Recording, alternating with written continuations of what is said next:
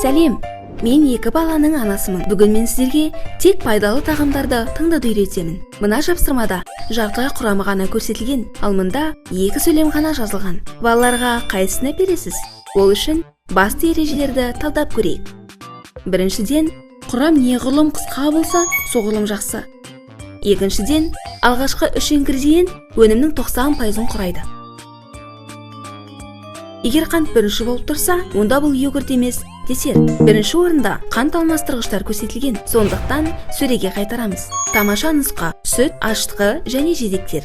Ал енді үшінші ереже: 100 грамм өнімнің құрамында қант мөлшері 5 граммнан аспауы тиіс. Мұнда 3,2 грамм көрсетілген, бұл қалыпты. Ал мұнда 17 грамм, бұл 4 қасықтың мөлшерін құрайды. Төртінші ереже: жарамдылық мерзімі 2 жыл. Демек, құрамы толы консерванттар. Нағыз піспен ең көбі 3 аптаға ғана жарамды.